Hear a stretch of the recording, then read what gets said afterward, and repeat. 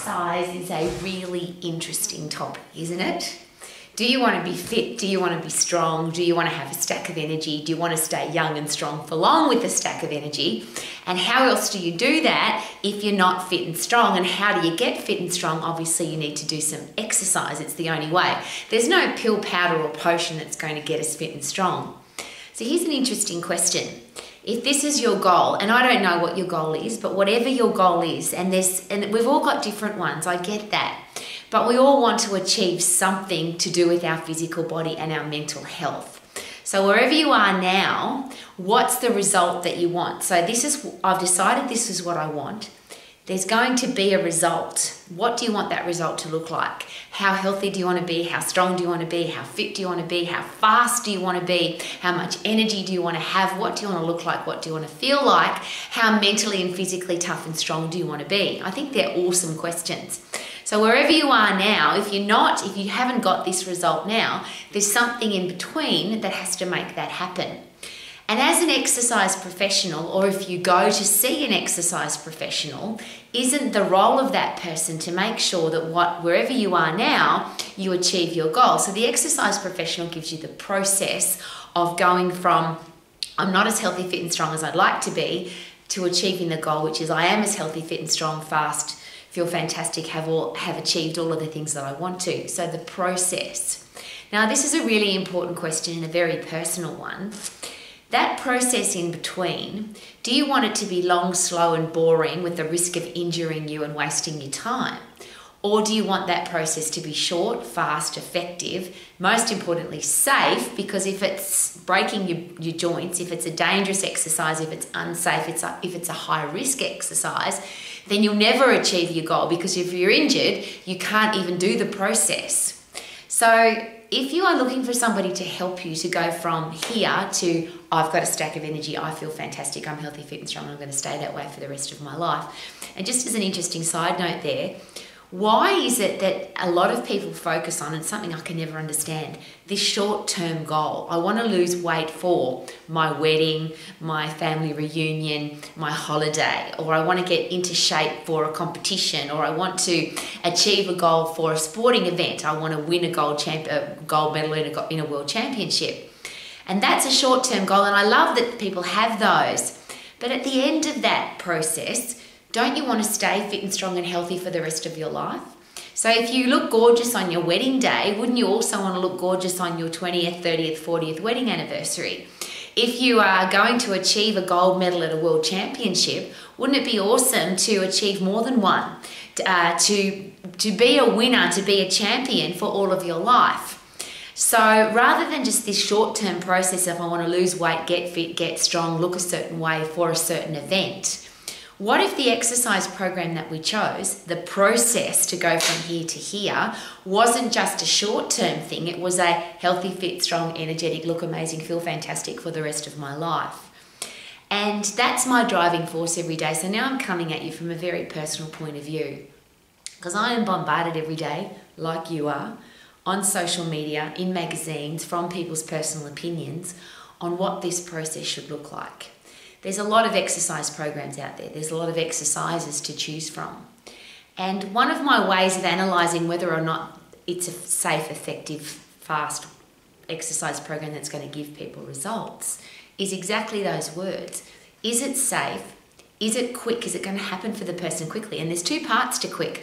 One is that the actual session of exercise is not long, slow and boring, so you don't have to spend 1, 2, 3 hours exercising. But the amount of time that you exercise, I'd like that to be short, but I'd like the result to happen fast.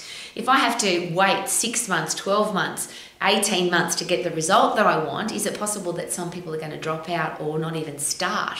And that's one of the things that I would really love people to take note of, is how many people start an exercise program, start the process of getting healthy, fit and strong and energetic, and they just give up. And as an exercise professional, shouldn't I be asking why? Why do people give up? And it's probably not a guessing game.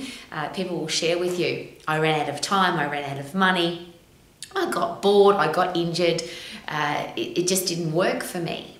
But if you look at the outcome, I want to be fit, I want to be healthy, I want to be strong so that I can play with my kids, play with my grandkids, climb mountains, dance in nightclubs, have babies, handle big challenges, have a great life with a stack of energy, I'm sure that everybody wants that.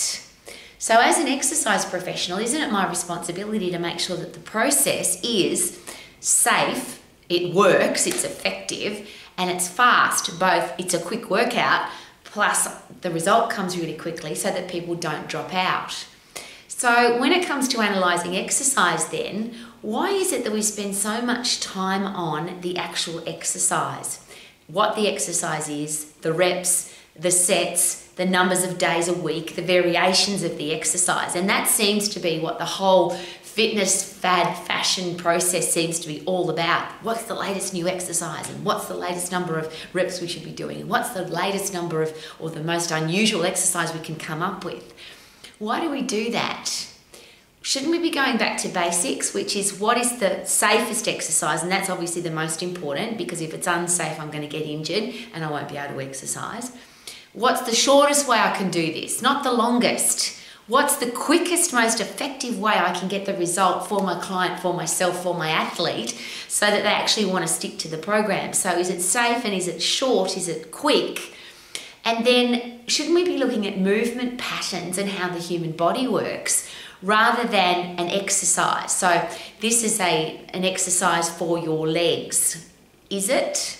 This is an exercise for your upper body. Is it? What are the and there's so many exercises to choose from, but shouldn't we be analysing, and there's probably 3 areas.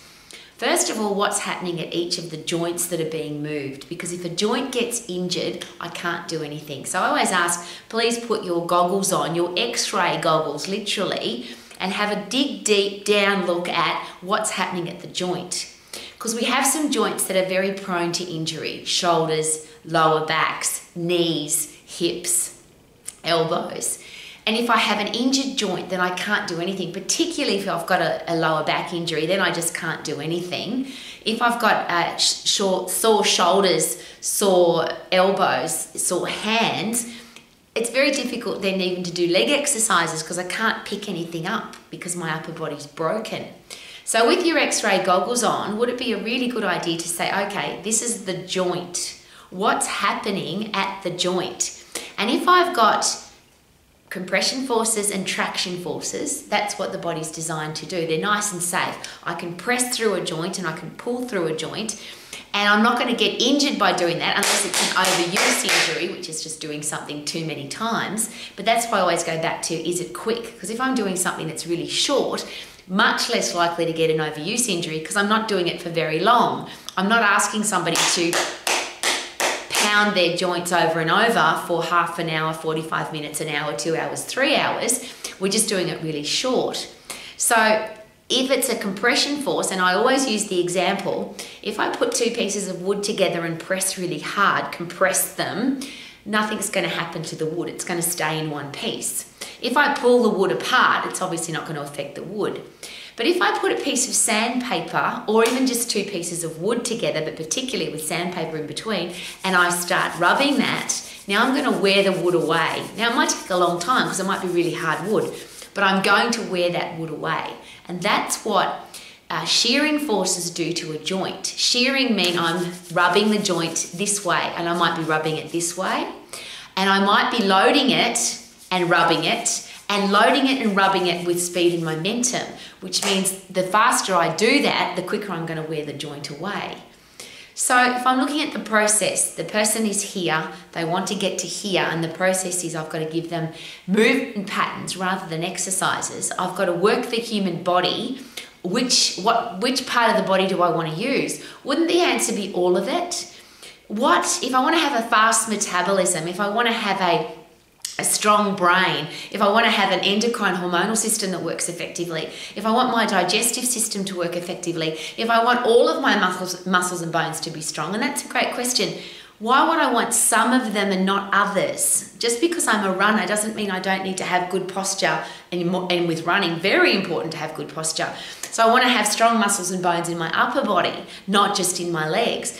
Even if I'm an athlete that does upper body, I might be an archer or a rower, but I still need to have a full body of strong muscles and strong bones.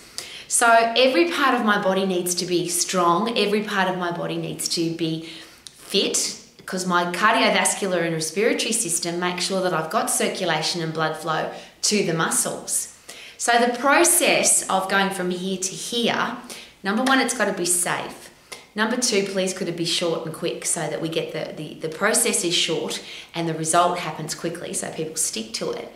And then if I'm analysing what that should actually be, please could it be exercises, and I use the word, I'm hesitating to use the word exercise, because we seem to say, well, this is the best exercise for your legs, or this is the best exercise for your upper body, or this is the best exercise for your arms. But ultimately, shouldn't we be looking at the body as a complete package? What is the movement pattern that I can use that's going to use as many muscles as possible at the same time? And could that be the most important one? Because that's the firing of the endocrine system. The hormones that get us stronger, faster, more powerful, mentally tougher, that hormonal system gets fired up when we work as close to 100% or at 100% effort. So when you go to the simple, and I call it the ABC of anatomy and physiology, and I use this analogy quite often. If I'm going to write a book, if I've got a message to send to the world and I want to write a book, is it possible that I have to learn first my alphabet? I have to know the letters of the alphabet. Then I need to learn how to spell, and I need to learn how to put words together. Then I need to learn how to put sentences together. Then I need to learn how to write effectively with good grammar and spelling, and then I can write a book. Well, it seems that a lot of people who are involved in the process of exercise, so personal trainers, gym owners, boot camp instructors, people who teach exercise, they seem to go straight to writing the book. Let's write you a program. But if I ask them, why did you write that program? Why did you pick those exercises? Why did you pick those repetitions? Why did you pick that number of sets? Why did you pick that number of days, which is the alphabet? If I then get a little bit deeper and say, what energy systems are being used? What joints are being used and what's happening at the joint? So are we putting compression forces, traction forces, or shearing forces through the joint? Because if we put shearing forces, we're going to get injured. I'm just going to reiterate that. What energy systems are we using, and what's driving the energy system? So am I in the phosphate system, the lactate system, or the aerobic system? And what are the fuel sources for those three systems to make sure that my athlete, my client, myself, my person, the program that you've written, the book that you've written, do you know the alphabet, the spelling, the sentence structure, how to put it all together so that the book makes sense? And sadly, unfortunately, and I say this very sadly, because a lot of people have started an exercise program and stopped. They've gotten injured, they've gotten bored, they didn't get the result that they wanted, or they didn't get the result quick enough, which means they didn't know they were ever going to get one. So they stopped exercising. And I have to take responsibility for that, because when I first started in the exercise profession, I wrote lots of books. But I didn't know my alphabet, and I didn't know how to spell, and I didn't know any sentence structure. I hadn't learned my anatomy and physiology. I didn't know the difference between the phosphate system, the lactate system, the aerobic system. I didn't know what drove those systems. So I was writing the book without any knowledge. So I wrote a lot of programs for people, but didn't understand what I was writing, didn't understand why I wrote them. So those people got bored, they got injured, they got annoyed because they weren't getting the results that they wanted, so they stopped exercising. Now, if I'm not fit and strong, and exercise is the only way to get fit and strong, then I'm more likely to get sick, I'm more likely to be depressed, I'm more likely to get diseases, I'm more likely to pick up germs, bugs and viruses. I'm more likely to have a crappy life because I'm not fit and strong. So this is my personal request, and I can't put it any other way. Could it be a really good idea, if you are responsible ever for taking people from I've got a goal to I want this result, if you're responsible for the process, do you know your alphabet, your anatomy? Do you know how to put a sentence together, your physiology? Do you know how to put a whole paragraph together, which is how the anatomy and physiology works together to get somebody fit and strong? And I always ask that question. If you are an exercise professional, I think there's only three things that are really important. Number one is, how do I get people fit? Number two is, how do I get people strong? And number three is, how do I fit that into their lifestyle? Because everybody's different. And as I always make comment, There's so many places in the world now where you and I could both go right this minute. We could go to the internet, go to a website. We could buy a program which supposedly is going to get us from here to here. And we could put our credit card into that website and buy the program. But the program doesn't know whether I'm a male or a female, if my name was Chris or Joe. They don't know how old I am. They don't know what my goals are. I've just said I might say I want to lose weight, but they don't know why I want to lose weight, what my experience in the past has been before. And then they just send me this information without, they send me the book, but they don't even know why I want to buy the book. And they haven't asked any of the questions about what's important to me, what I like, what I don't like, if I'm injured or not, if I've got any challenges that might stop me from achieving this particular. If you send me a program, if you send me something to do as far as exercise or eating, I have to be able to stick to it, because if I can't stick to it, it's never going to work. I'm now, and I'm an old lady, and I love being an old lady because I'm healthy, fit and strong, and I've had all of these life experiences where I've screwed up my own body. Unfortunately, I've screwed up other people's bodies because I didn't learn my anatomy and physiology. I learned how to write the book, but I didn't learn my alphabet. And I will share with you very personally that I'm on a mission. I can't stop it, but I'm asking from my heart to yours that if you're going to be the person involved in the process, that you don't do that. You don't just give people the book and say, go do what you're told. If you were to analyse YouTube clips, Instagram clips, TikTok clips, any social media platform that's delivering information about exercise, and maybe go and do it just so you're really aware of what I'm aiming to share today. Is it possible that those clips are all telling people what to do? You should exercise this way. You should do this number of sets, this number of reps. This is the variation of exercise that you should do. And they don't know anything about why. They're writing the book, but they don't know how to put the book together because they don't know their anatomy. And for a lot of social media clips, you could just look at them and say, well, that particular movement that's happening in that video, if I'm a workplace health and safety officer, and I share this on a regular basis now because there are workplace health and safety officers who are responsible for stopping these particular movements in a workplace, on a construction site, in a factory, because they're dangerous movements. But when we see them in a gym or on a YouTube clip or in a personal training studio or at a boot camp, what somebody would get sued for in the workplace, the exercise person is recommending it as a way to get fit and strong. That is a recipe for let's wreck your neck, wreck your back, wreck your shoulder, wreck your knee, and I don't want to wreck anything anymore. I want to be the exercise professional who helps people to get healthy, fit and strong and stay that way for the rest of their life, safely, effectively and fast. How about you? So if you don't know your alphabet, anatomy, if you don't know your physiology, the body systems and how they work, if you don't know the two most important ones are the endocrine system and the central nervous system, because they're the firing mechanism. Then the three energy systems, if there was going to be an ABC of how to get people fit and strong, is the phosphate system, the lactate system, and the aerobic system.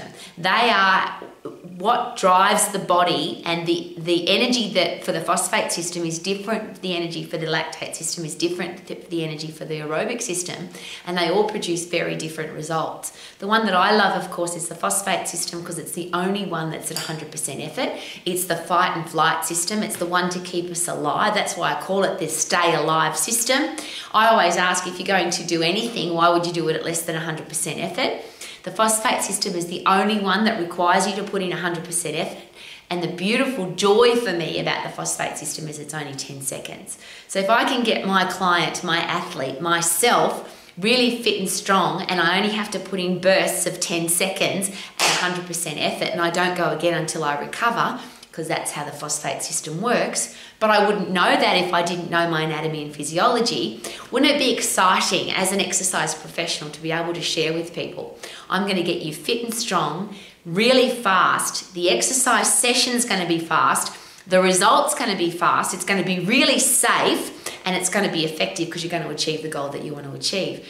And again, if you go to safety, if you stay in the phosphate system, because it's 10 seconds. It's very difficult. Well, you can't get an overuse injury in 10 seconds because it's only 10 seconds. And because I'm getting fit really fast, I don't have to do those long, boring plod jog 45 minutes, an hour, hour and a half, 2 hours. I'm going to get really fit really fast.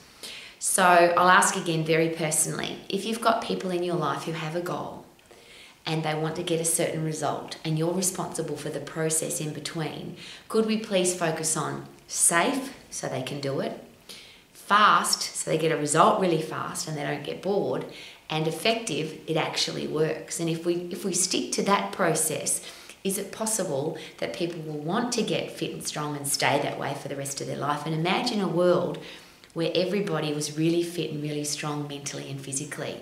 What would the world be like? Maybe everybody would sing every single day. I feel good, na na na na na na. I knew that I would now, no no no no no no. So good, yeah, yeah, woo!